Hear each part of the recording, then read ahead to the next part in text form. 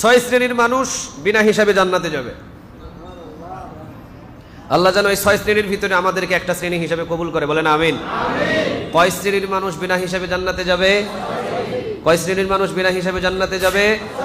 ছয় শ্রেণীর মানুষ বিনা হিসাবে জান্নাতে যাবে। এক, ইসলামী রাষ্ট্রকে পাহারা দিয়ে থাকে যারা, বর্ডার গার্ড, তারা মরলেই বিনা হিসাবে জান্নাতে চলে যাবে। সুবহানাল্লাহ বলেন। ইসলামী রাষ্ট্র হতে হবে, ওটা ইসলামী রাষ্ট্র হতে হবে যেখানে ইসলামের কায়েম অর্থাৎ কোরআনের শাসন কায়েম আছে, কোরআনের রাজ কায়েম আছে যে জমিনের ভিতরে, এই জমিনটাকে স্বৈরাচারীদের চোখ থেকে হেফাজত করার জন্য সে রাত জাগরণ করেছে, বর্ডার গার্ড আছে, ও মরলেই বিনা হিসেবে সে জান্নাতে চলে যাবে। দুই নম্বর, যারা শহীদ তারা বিনা হিসাবে কোথায় যাবে? জান্নাতে যাবে। তিন নম্বর, যারা সূরা মুলক প্রতি রাতে একবার করে তেলাওয়াত করবে সে বিনা হিসাবে জান্নাতে চলে যাবে। ইন্না সূরাতা ফিল কুরআন 30 আয়াতান শাফাআত লিসাহিবিহা হাত্তা গুফিরা লাহু তাবারাকাল্লাযী বিয়াদিহিল মুলক।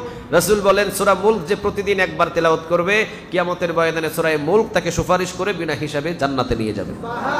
তিরমিজির বর্ণনা এসেছে হাদিসটি।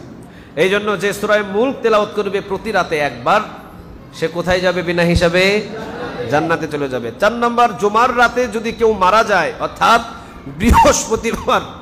বৃহস্পতিবার দিন শেষ করে বৃহস্পতিবারের দিনের ভিতরে অর্থাৎ বৃহস্পতিবার দিনের ভিতরে যদি জুমার রাতে সে মারা যায় বা বৃহস্পতিবারের দিনে সে মারা যায়, আসর নামাজের পর থেকে সে জুমার দিনে মারা গেল, আর জুমার দিনে যদি সে মারা যায় সে বিনা হিসাবে জান্নাতে চলে যাবে। 5 নম্বর, যে ব্যক্তি পেটের পীড়ায়, পেটের বেদনায়, পেটের যন্ত্রণায়, পেটের অসুস্থতায় মারা যায়, আল্লাহ বলে সে বিনা হিসাবে জান্নাতে চলে যাবে। 6 নম্বর, যে ব্যক্তি রোজা রাখে শুধু আল্লাহকে সন্তুষ্ট করার জন্য সে বিনা হিসাবে জান্নাতে চলে যাবে।